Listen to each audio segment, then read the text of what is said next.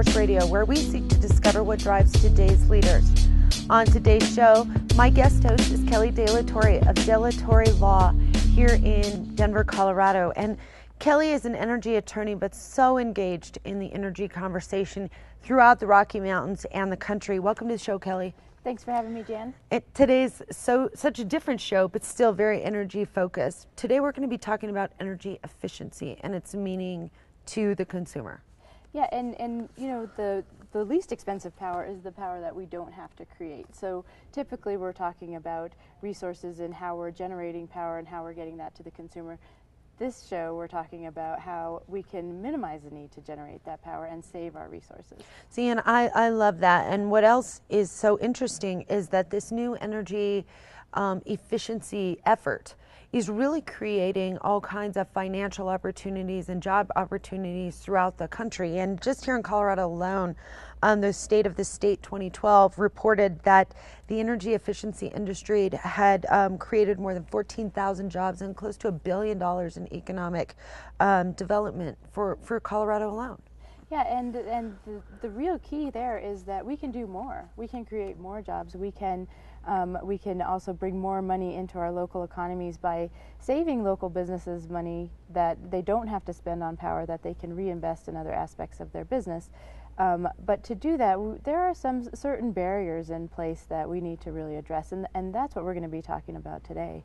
Well, and we certainly have a great guest for this topic. Tim Heaton is the founder and vice president of Coolerado. Coolerado is a Colorado-based manufacturing company that manufactures innovative, energy-efficient air conditioners. Prior to just starting Coolerado, Tim served as vice president of Envirometals, a company focused on decontaminating and decommissioning Resource Conservation Recovery Act and nuclear facilities. And that is a mouthful to say. Welcome to the show, Tim. Thank you. Good morning. Thanks for being with us. So Tim, we are so excited to have you on the show today because your experience in this industry, as I know from we speak frequently about these topics, and so what I find really interesting is your background. Could you give the listeners just a little bit of history and sort of define the landscape for us? Sure. Well, outside of building what we consider to be the most energy efficient air conditioner in America or in the country, I just also have a passion for energy efficiency. But my passion comes from a little different angle than a lot of people, in the sense that I've been involved in economic development here in the city and county of Denver and the metropolitan area since the 80s. And energy efficiency is a huge economic development tool, as you said.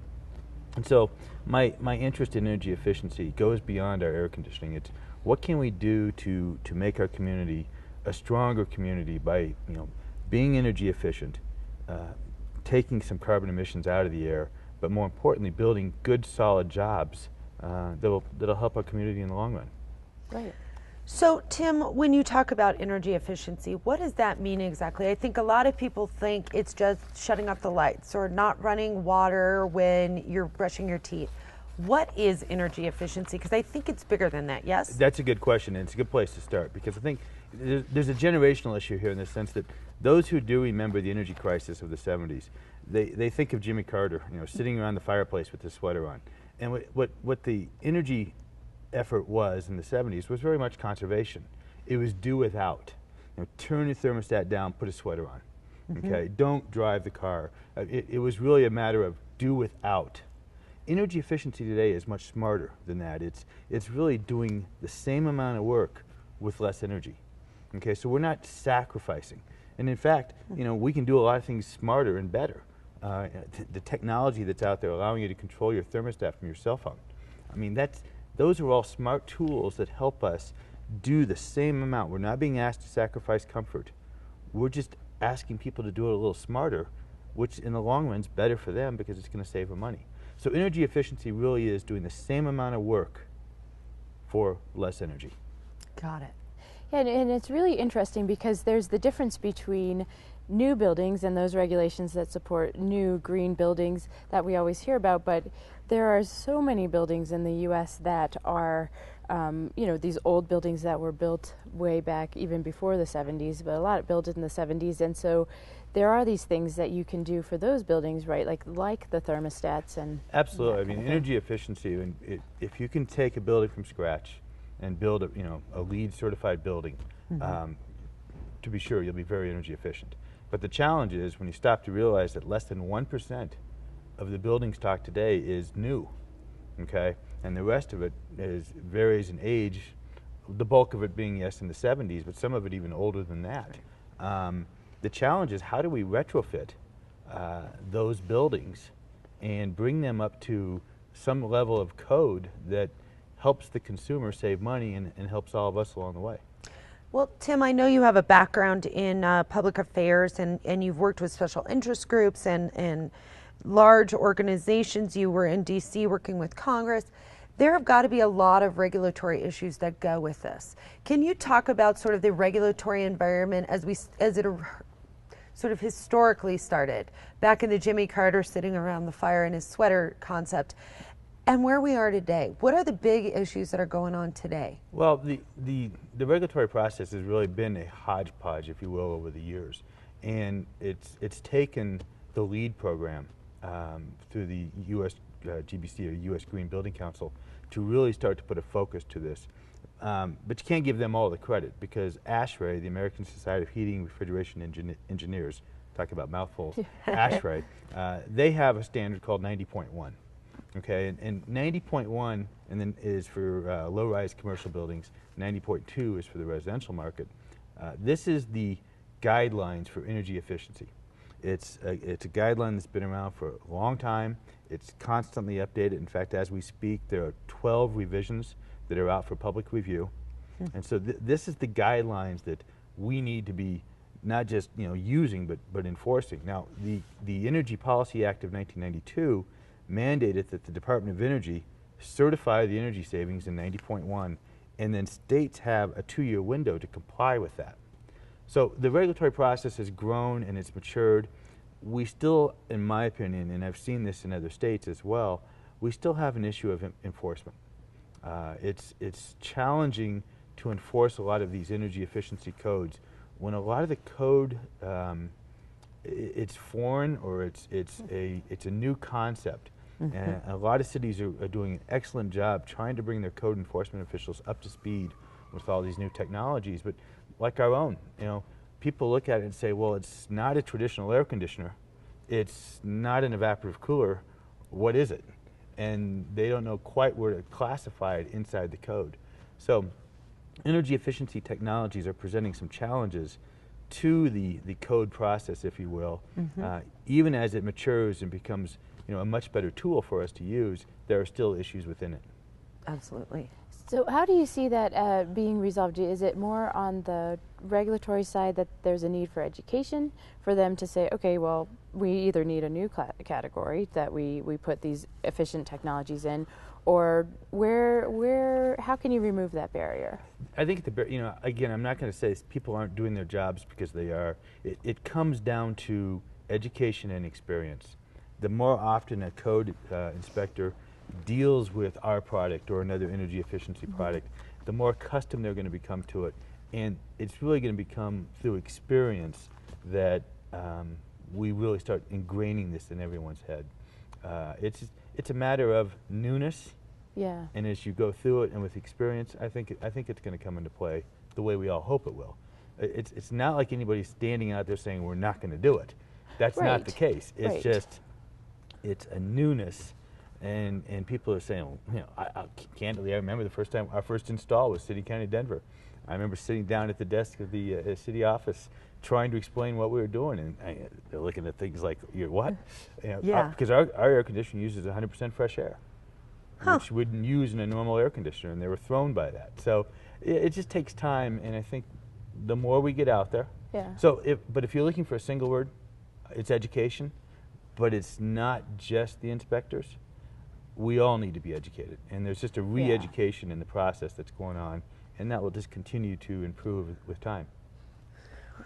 Well, Tim, as you talk about that, that makes me think of those early adopters, those folks that you're talking about that can sit there and see the trees for the forest, if you will, and they can see through it and say, yeah, that makes sense for us.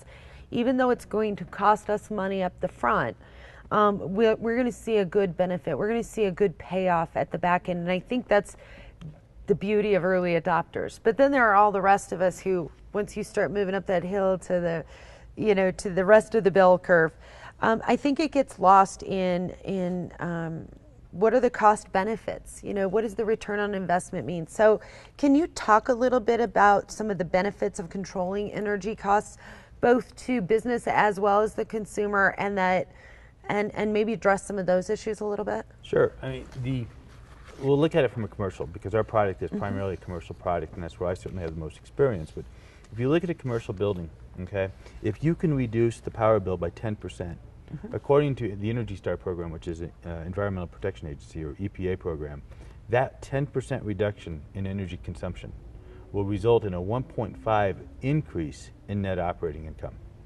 So, that's money goes right to the bottom line. And Say that again, Tim. So a 10% decrease in electrical consumption or power consumption results in a 1.5 increase in net operating income. Wow. Okay, so that's an immediate impact to the bottom line. Now, when you were talking about some of the jobs that energy efficiency creates. I mean, you have to look at it from an economic development perspective now. There's a multitude of opportunity in that savings. First of all, there's the jobs that are created by the people that are out there building our air conditioners. Okay, so the people we hire, that's one level of jobs. But then we use existing contractors in the communities to install our equipment. So that's providing jobs to them, which is putting revenue back into their business. Then you have the energy savings that goes back to that business, that 1.5% increase in net operating income. Ideally, those businesses are reinvesting that back into their business, okay, creating new job opportunities within their own business.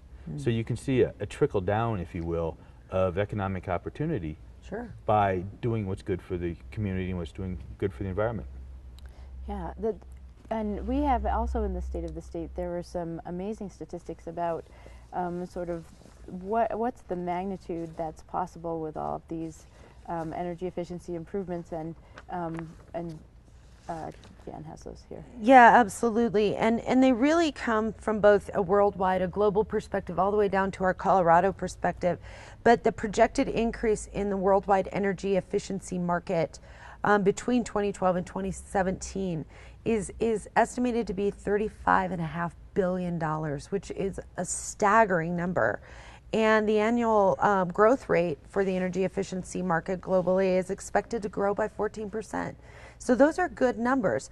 But then when you look here at Colorado alone, the home and business owner investment in energy efficiency in Boulder and Denver in 2011 was only $10.7 million. So there's lots of room. There's lots of ways that we can go out there and do these things that Tim is talking about, especially from the commercial perspectives, and get engaged in these bigger conversations. Yeah. Because it's saying here in the state that $646 million is the net economic impact of energy efficiency programs from Colorado's two biggest electric utilities. And that's, again, a staggering number in a time when money's tight. Yeah, we need to find these savings where we can, so that we can continue to grow and recover our economy and keep moving forward. Absolutely. And you have actually some case studies, right, that demonstrate, bringing it back down to a more local level, that demonstrate the benefit of some of these things. Well, let me start with one actually that was given to me by Excel Energy. They're our energy provider here in the Denver metro area, working very hard to help the consumer get into energy efficiency. They went to a local business we all know, American Furniture Warehouse, took one of their stores and upgraded their high bay lighting. Okay, so for a $164,000 investment in changing out the lighting in their big warehouses. And you've all seen those size of warehouses. You can imagine what that is. Okay, so for a $164,000 investment, they reduced their electrical consumption by 892,000 kilowatt hours, which translates into a $55,000 $55,000 annual savings back to American Family or Furniture Warehouse. Wow. So you take that $55,000 and over 3 years they've paid off their initial, actually it's 2.9 years to get a return on investment. And that's just the lighting. That's just the lighting. That's just the and lighting. Lighting is considered the low-hanging fruit. Yeah. When you think about energy efficiency, there's really 3 different levels. I mean, the low-hanging fruit is the lowest level, is really sort of procedural or more people-oriented. Let's remember to turn the lights out, and it's sort of simple things like that. The second level is going after the lighting, maybe putting some switches, motion-activated switches on the room, so that if you do walk out of the room, the light's going to turn off. You see more and more people adapting to that. That's sort of the mid-level. And then the upper level is really more of a CapEx or capital equipment investment, like air conditioning, like our product. Yeah. So that's one study. I'm sorry, back to your case studies question. A couple of our others. I mean, one that we're most proud of is a data center up in Boulder, National Snow and Ice Data Center. We love to brag about this one because this is a group that's studying the effects of global warming on the polar ice caps. So it's a NIST, NASA, CU, big project. Sure. And they're getting data from satellites from NASA that's dumping back down into their systems in tetrabytes. So it's this big data center. When data centers use a lot of power to run all those computers, but more importantly, those computers generate a lot of heat. So the largest ticket item in a data center is keeping those computers cool. Cool. Okay? So the National Snow and Ice Data Center started receiving some criticism that they weren't a part of the solution, they were a part of the problem. So they approached us and said, what can you do to help us reduce our power bill for cooling our equipment off? And we went in there with innovative design, using some local contractors, the RMH Group and Frontier Mechanical, and we've saved their power bill. Well, the initial savings was 97%. Oh my gosh. Okay. Wow. And since then, they put solar panels on the roof, and now the air conditioning is off grid. So we're cooling That's that data center amazing. completely off grid using the solar panels. So that's an example of what our air conditioning can do to provide the energy efficiency. Can we actually dive in a little bit to Coolerado's technology Sure. and kind of explain like what makes it so efficient? Well, what we have is we developed a new heat exchanger. Now we think, what's a heat exchanger? Well, your car has a heat exchanger. It's a radiator. Okay. Air conditioners have heat exchangers. It's the condensing coils as we move the refrigerant through phase change back and forth. Okay. We developed a unique heat exchanger that doesn't use a chemical refrigerant. It does use water as the refrigerant, if you will. Okay. Now, the moment you say water, people say, well, it's a swamp cooler, it's an evaporative cooler. We're not an evaporative cooler. An evaporative cooler doesn't reject heat. You think about an evaporative cooler, all it does is throw water into the hot air. It evaporates, cooling the air a little bit, but then humidifying the air as well. So if you think about heat as energy, it's still in the room that you're in. So you haven't rejected any energy or any heat. Air conditioning is defined as the rejection of heat. Okay? So our heat exchanger does reject heat, though it uses water. So by definition, we are air conditioning. But we have one moving part. So instead of a compressor, we have a fan. And that fan's a very energy efficient fan. So in a normal operation, we're going to save most consumers somewhere between 50 to 80% energy savings just by replacing the traditional air conditioner with ours. Now, you'll pay a little bit more for your water, okay, because a normal air conditioner doesn't use water. Right. But the interesting thing on that note, because then people sort of say, well, wait a minute, water is something we have to conserve as well. The Department of Energy, actually NREL here in Golden, went out and did a study and said, well, how much water do we use to produce 1 kilowatt hour of power? Okay? Yeah. So they looked at all the different methods of producing power, nuclear, coal, gas, hydro. They looked at all of that and they came up with a study that says, okay, a traditional air conditioner will use this much water to provide cooling. Then they looked at our technology and said, okay, you'll use this much power, which is substantially less, and then, so that's this amount of water at the power plant, and then we use this much water at our air conditioner, and we are actually using less or the same amount, depending on location, water as the traditional air conditioner in the big picture. So it comes down to economics and environment. I mean, do you want to burn coal? or do you want to use water for your air conditioning? Yeah, interesting. So, and then what are the, what kind of adaptations to the existing structure do you have to make to integrate this new air conditioner?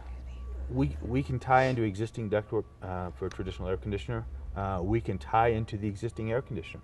We did a large retail store, where actually several of them, where we've taken their existing rooftop units and mated our equipment up to them. If you can keep the compressor of that rooftop unit from running, you're saving the customer money. Yeah. In that particular case, it was, I believe, a 53% reduction in compressor runtime for that one store. All right, that translated, back into energy efficiency savings because the compressor is what uses all the power. So keeping the compressor off saved the consumer money and saved energy. Wow, that story about the research center, that's pretty amazing. 97% savings? It's unbelievable to me, and I mean that should trigger all of the non-early adopters to say, wait a second, we need to go check this out. So, Tim, I guess my question is there have got to be some challenges in what you do and, right. and how you get that out there into the market. Like you were saying, you sat with the city and county of Denver, and they look at you relatively puzzled about this, because I think so many of these new energy solutions really aren't the most, really aren't as easy to understand as they appear unless you're an engineer or a scientist. Talk about some of those barriers to entry and how you're overcoming those as you're going forward, because we are starting to see a lot of concern about this, and people want this, businesses want this, because it really is about cost savings, but it's also about the environment. Right. I chuckle because I recently gave a presentation in California on the top 10 reasons, or top 10 difficulties bringing a new energy efficient product to market. I won't take you through all 10, but I'll hit on a couple here. I mean, one of the ones that we deal with, I remember I used the title, "That Boy's All Hat, No Cattle." Everybody kind of looked at me and said, what does that mean? I was like, well, there's a lot of snake oil out there. Unfortunately, there's a lot of people that are out there pitching black box energy savings, and that gives the rest of us a bad name. So a big challenge we have is to prove that we're real, to prove that we are what we say we are. Consumers want proof that the product will do what it says it's going to do before they invest. So that's been a big challenge for us. Frankly, the only way we got through that was by working with local utilities. Actually, the first one we worked with was SMUD, Sacramento Municipal Utility District, and they were instrumental in vetting our technology and getting the word out that we really were what we say we were and not a bunch of snake oil. The other issue you actually touched on earlier, and that's sort of a build it, people think build it and they will come. That just hasn't been the case. I've seen surveys that say, it's the same survey, or they go out and survey consumers. Are you interested in green products? Yes, yes, yes, all the way down the line. Well, how much would you spend to be, to make your home energy efficient? And only 12% would spend up to $2,000. The vast majority was under $1,000. Yeah. So the consumer, we can go out there and build all these technologies, but unless there's a demand for it, and right now there's a lot of demand for energy efficiency products, but not a whole lot of putting it into action. And that's a big challenge that we face. Absolutely. The other one we talked about as well, it was a serious issue for us, and it's people look at our technology, and I hear people say, well, it's not rocket science. Well, you're right, it isn't. But it is a new way of doing things. And I had one contractor who didn't want to go through our training program and just went out and installed the equipment on a national restaurant chain, had to be one of those, and completely installed it backwards. Oh. So our exhaust air, which is the heat rejection, he was taking into the restaurant. The nice cold air we were producing was venting onto the roof. Oh no. So, I remember him literally saying to me, well, this isn't rocket science, I don't need your training. Well, he did. And so that's a big challenge for a lot of these, whether it's lighting or windows or air conditioning. That's a big challenge, is getting the existing infrastructure of installers to understand the new technologies, to install it right, to make sure you're getting that savings. Absolutely. The final one that I'll just touch upon is funding. It goes back to the second point, build it and they will come. Most consumers do not think in terms of ROI. Now, a business may. That's still a huge challenge. Most businesses, especially in today's economy, are focused on cash flow. Yeah. So it is first cost. can I afford to take that money, that money out of my profits Sure. Yeah. and invest into air conditioning, even though it's going to pay off over 2 to 5 Right. years. It's still first cost. What's it going to take out of my checkbook today? Whether it's a business or a home, that's a huge challenge to seeing all those benefits that we talked about earlier. Yeah. Okay, all the jobs, all the economic development opportunity. The biggest barrier to seeing that or realizing that is finding a financing mechanism that helps lower the cost, the first cost, Yeah. and making it more palatable for the consumer to get into the game, if you will. Absolutely. Tim, tell people how they can find out more about Coolerado and the work that you guys are doing. Well, our website's probably the best place to go. Coolerado.com. That's Colorado with an extra O, so Coolerado. We're not trying to rename the state, although there are many times I say Colorado and slip in Coolerado instead, so people accuse me of that. But Coolerado.com. Okay. There's training videos, there's videos on how the technology works, and information on each of our product lines. Perfect. When we come back, we'll have more with Tim Heaton, Kelly, and we'll also be talking about some of these funding challenges, right? Yep, that's exactly right. Well, don't go anywhere. We'll be right back.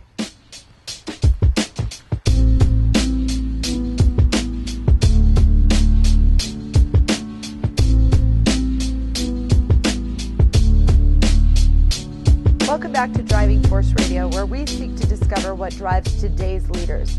And on today's show, we are talking to leaders in the energy efficiency industries. And my guest host today is Kelly De La Torre. Welcome back to the show, Miss Kelly. Thanks, Jan. And Kelly, this conversation really started off as, what were some of the opportunities and what are some of the things going on? But in this segment, we're really going to look at how you can fund some of these things, right?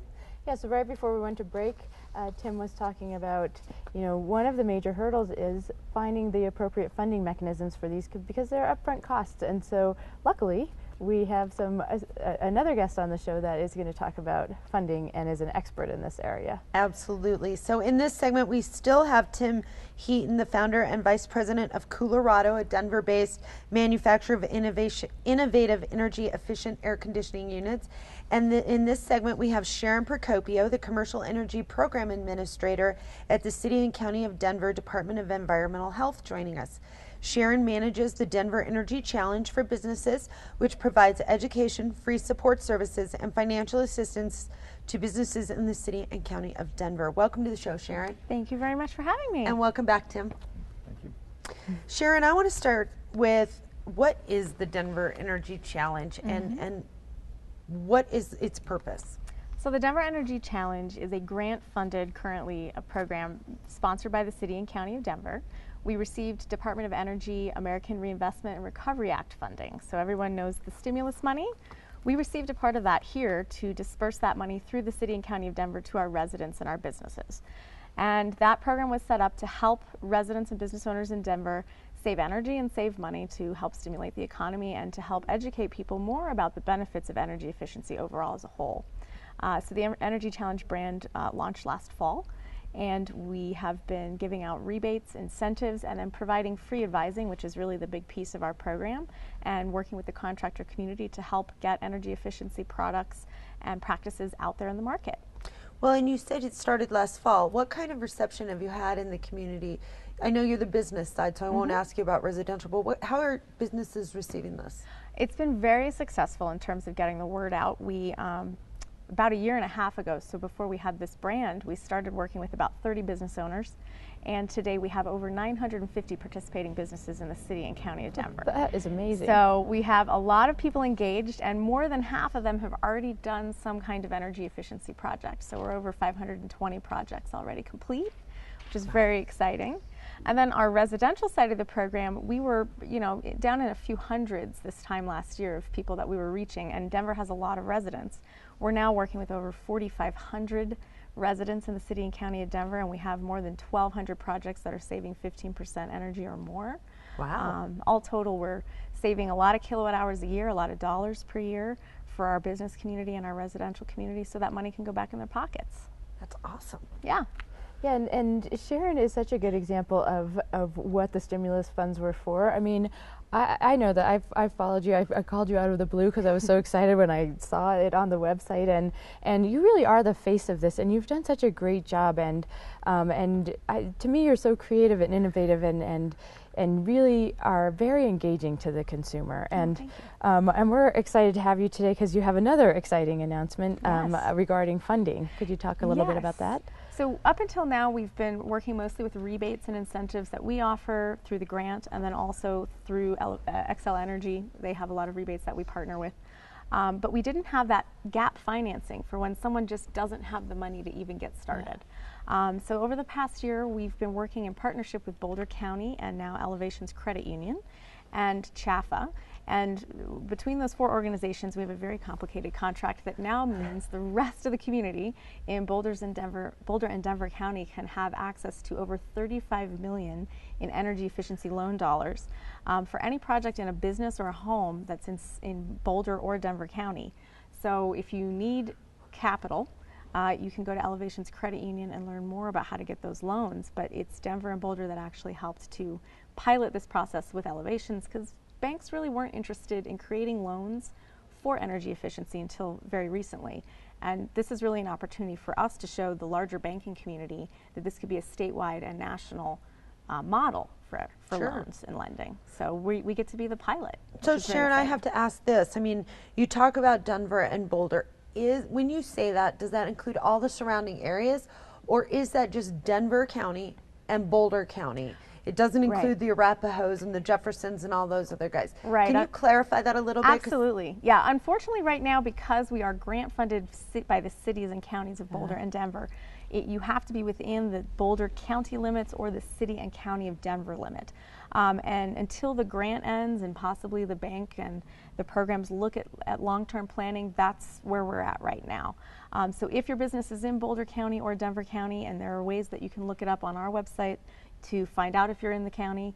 If you're not sure, usually you'll know because you'll pay property taxes to that city or county. Sure. But you have to be in those limits to qualify for the loan for right now. What can you provide a little bit of background? What do banks look at? And what made them nervous about funding energy efficiency? Because when we were talking, you can see we have actual results now, and you can see where those savings come from. So where's the hang up? I think the hang up is it's never been tried on a very large scale. Yeah. And they know that there's energy efficiency savings that can then help pay off the loan, which actually makes it a very desirable loan product. Unlike a mortgage where you may lose your job and can't pay it off, the energy efficiency products are actually going to help you save more money.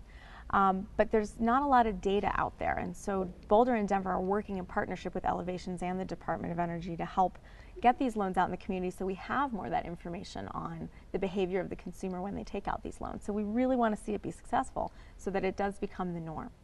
And that way people outside of Boulder and Denver counties and Adams and Arapahoe can finally get access to the similar kinds of capital. Absolutely. So how do companies learn about this and take advantage of some of these new funding mechanisms? I know you'll have an opinion, but Tim, I want you to weigh in after Sharon talks about this, because you were talking about this during break as well. So Sharon, you go first. Tell me how companies can learn about this. And there's rebates and loans and all kinds of things that are... Yeah, so on the commercial side of our program, we still have rebate dollars left. They are running out. Because we are grant funded on that side of things, so those are going to wind down. But if you sign up for our program as a participant, as a business owner, you basically get a free energy advisor that can come and explain the program to you at your convenience, and they'll tell you all about the rebates, the loans, other ways that you can qualify for incentives. We do recognition and promotion of business owners, so there's a little bit of free marketing of your business through our social media and the website. And then in addition to that, we're really showcasing this up nationally to the Department of Energy and EPA. So there's a lot of opportunities to get exposure for your business when you're working through our program. So the advisor is really the key tool to help educate a business owner about all the different things that they can access through our program, through the utility company, and then the same thing in Boulder County. They have the advisor program that kind of really helps guide through the process. Also, if you just want to feel out if you qualify for the loan, you can work directly with Elevations via their website and go through the process to get pre-approved. So you can kind of come at it from either direction. That's awesome. Yeah. And sorry. go ahead. And that advisor part, that is so critical, because in my experience, a lot of these businesses, and we mentioned this in the first half of the show, they're like moving and shaking, and they are getting their product out there, and yeah, energy use is a cost to their business, and they have to pay their electric bill, obviously. Yeah. But taking the time to really learn about how they can cut that's just not in their MO. It's very low priority, not because it's not valuable to them. I think most people realize that there's some savings to be had. I don't think they realize that it truly is hidden profit. And it's, the first fire that they need to put out is usually paying employees and getting bills paid.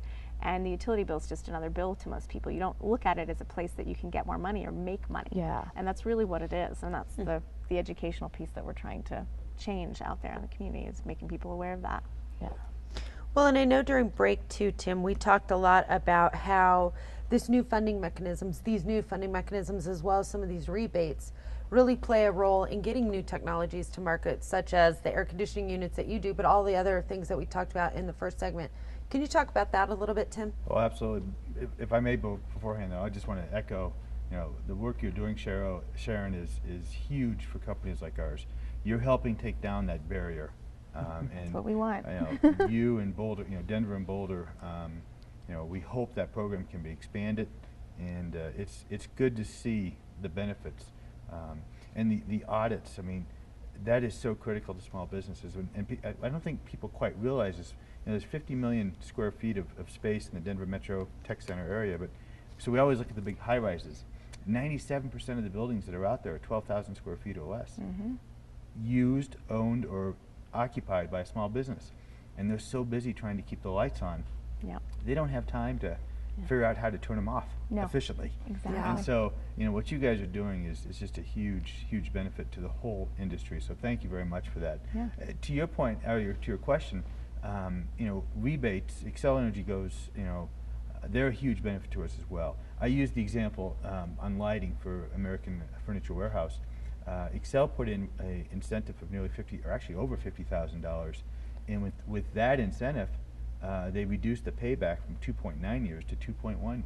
So a quicker payback for the customer. All of our product is eligible for rebates through Xcel Energy, both a custom, which is what we encourage in a large industrial manufacturing type plant, down to what's called a prescriptive rebate, which is a set amount of money per unit. Those are huge huge benefits to help us get down over that barrier, if you will, and break down the barrier so that we can get our products to market. So whether it's our product or lighting, the work of Sharon and Xcel is huge. Got it. So, and Tim, you and I talk about this a lot, and Sharon, we were talking at the break. There is something called a split incentive, and there are some opportunities to address that. And I know this is it's sort of something that really bugs you, Tim. So, can you give a little background on the split incentive? We run into this very frequently. I mean, we'll get a business owner who will call us, and they're very interested in our air conditioning equipment. But they don't own the building, they're leasing the space. So then I have to go and talk to the building owner. Well, the building owner doesn't pay the utility bill. Right. The occupant does. So the original call I got, he called me because he's interested in reducing his electrical rates.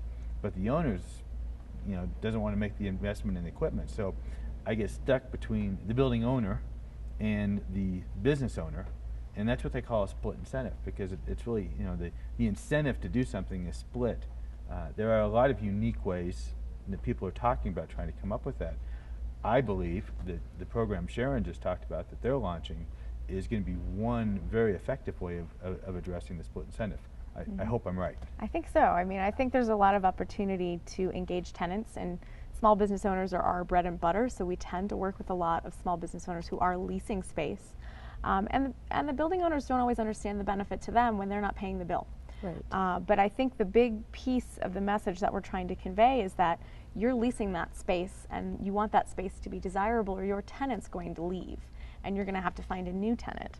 And when you do you want to be able to charge a fair price, a desirable price, because your space is more desirable, or do you want to continue to have a building that is considered low grade or inefficient, because tenants are going to start looking for those efficient spaces as more and more efficient spaces become available. And that's the split incentive in my mind, is you have to sell the products that you're trying to get people to adopt to both parties in a different way, and then get the two to agree and move forward. And that's why it's always a challenge, is you've got to move more bodies to make action, and that's always harder. It goes back to the education that we talked about earlier as well. Yeah. The more of these projects we do, again, hopefully using the loan program, the more it becomes apparent to these building owners that consumers really do want an energy efficient building. And then they're going to start stepping up more and more and making the investment. Well, and that's something we talked about at break too, right? We talked about the consumer really does. In the surveys, you ask the consumer, and they want to be energy efficient. They recognize, like, if you walk into one of those LEED buildings, those buildings are incredible. And just look, and you can tell right when you walk in, because just things are just a little bit different, and oftentimes they're more modern, and they have these new composite floorings and stuff that everything is just so sort of space agey. But could you talk a little bit about those surveys in which consumers want the efficiency, but there still is a little bit of a gap in recognizing that the payback is worth it? Well, the one survey I'm most familiar with is one I mentioned earlier that says only 12% of the consumers are willing to spend as much as $2,000 on energy efficiency. $2,000, you could probably do a lighting upgrade in your home or in a small business for $2,000 and maybe see, I don't know, Sharon, what, 10, 12% energy savings? Yeah. But if you want to get to 30, 37%, and remember the number I used earlier was 37% to get the, 10% got a 1.5. When you get into 30%, you start talking about some really substantial money back into the company. That's when you need to spend some more money. But they're always very reluctant at that point to do so. So, I could pull out various surveys that say, yes, we're interested in energy efficiency, but they always stop short at the checkbook. Yeah. Absolutely. So Sharon, that makes me think of this question. You've talked about the growth. Obviously, you're seeing a lot of growth.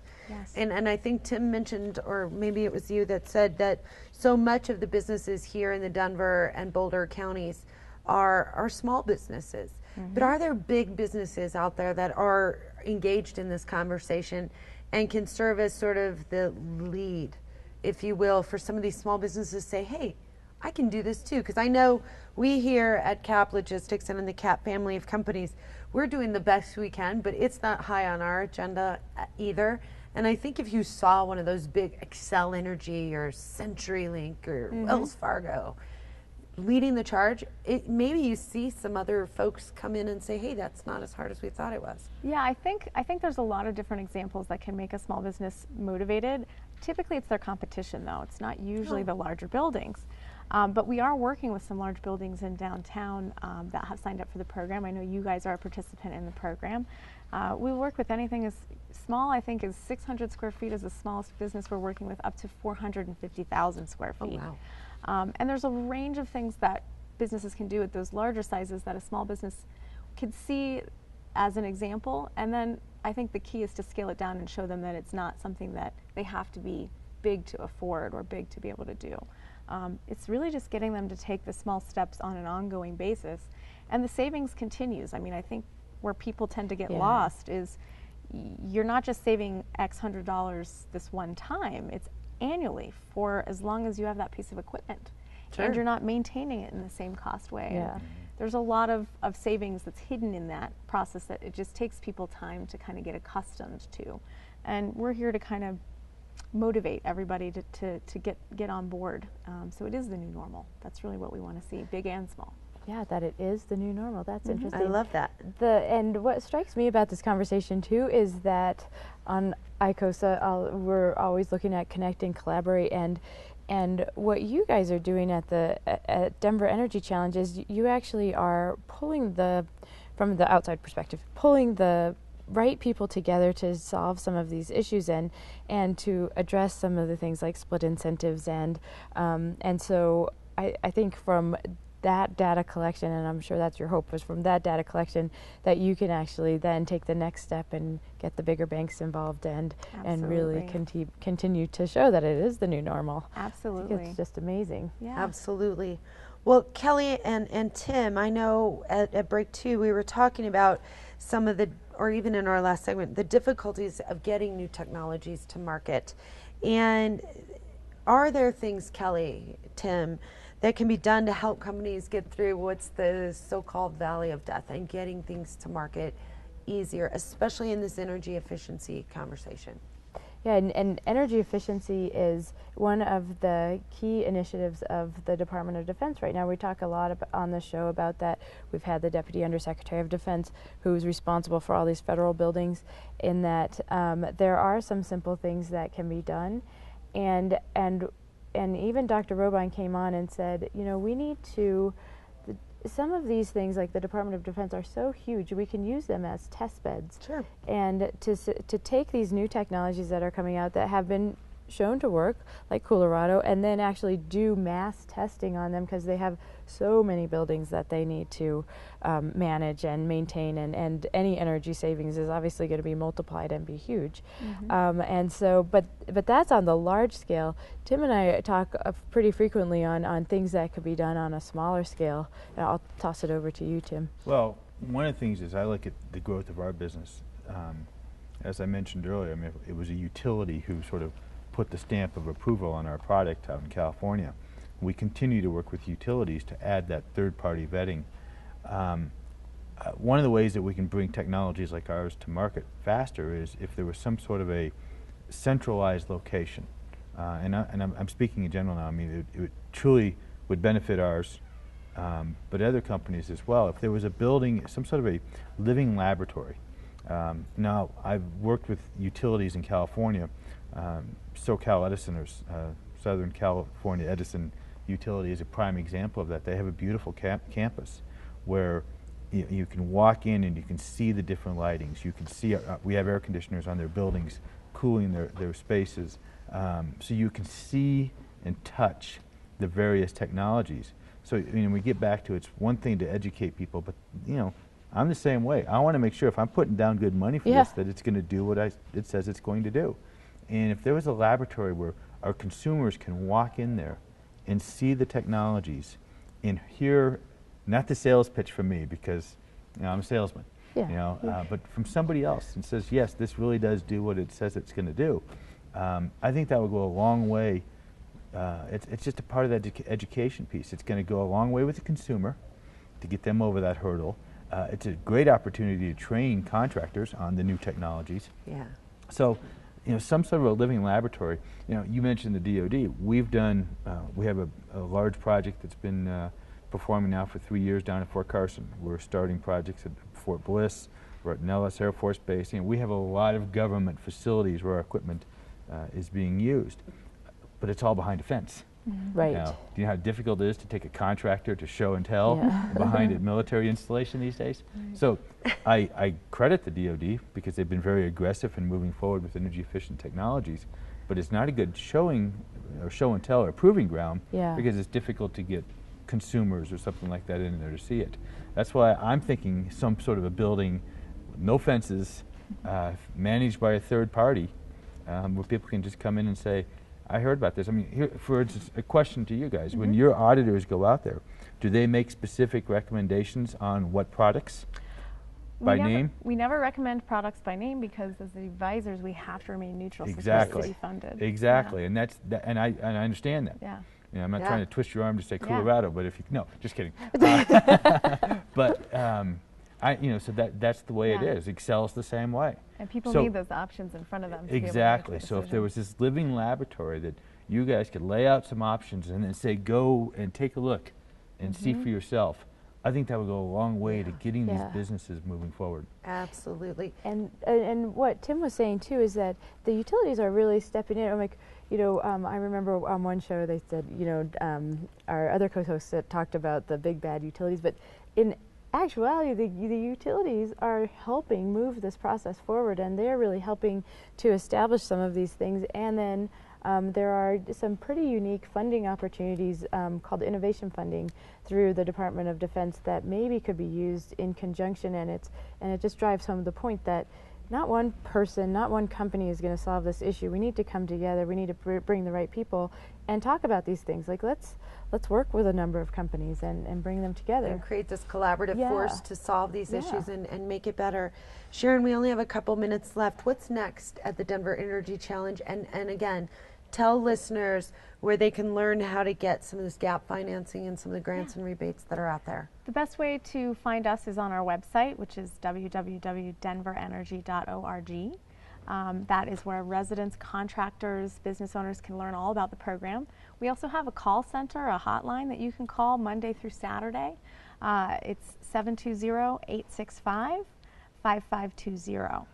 And so those are the two ways that you can get a hold of us, and we can give you all the resources that you need. And Sharon, is the new funding with Elevations Credit Union, is it ready right now? It is. It launched on the 7th or 8th of August, and so anyone can contact Elevations directly or go through our program, and we'll put you in touch with them to learn more about that loan. Well, Sharon Procopio, thank you for being with us. And again, to learn more about the Denver Energy Challenge, it's denverenergy.org or their hotline 720-865-5520. And Tim, I want to thank you for being here and sharing all the work that Coolerado is doing and for making a difference in your community. Where can people learn more about Coolerado and your amazing technologies? Our website is still the best place to get a hold of us, so www.coolerado, Coolerado.com. Coolerado.com. Coolerado.com. And thank you again for being here. And Kelly, as usual, fun show. Yeah, that was really interesting, and just shows that there's economic development and that we can make happen by using less energy, which is just demonstrates the need for education in this area because it's a little counterintuitive. It's a little counterintuitive, but when you really start to look at the numbers, as we saw from Sharon, as we saw from Tim today, these numbers really can make a difference, and they are spurring job creation, and they are spurring a lot of economic development in our state. And I think that's such a key thing to think about as we go forward with these conversations, yeah? Yeah, and a direct impact to the bottom line of small businesses to large businesses. And even though it's outside of their regular business objectives, it should be included in their business planning because it can really make a big impact. Absolutely. Well, Kelly De La Torre, thank you for being with us. I know you've opened your own firm now. Can you tell listeners where they can go to learn more about what you're doing? Yes, my website is www.kellydltlaw.com. And also, I am the president of the board for Women in Energy, which is www.wie-womeninenergy.com. And so people are welcome to come and find information anywhere on those. And as always, thanks for being with us. And listeners, thank you for being with us. Enjoy your Saturday, and we'll talk to you next week.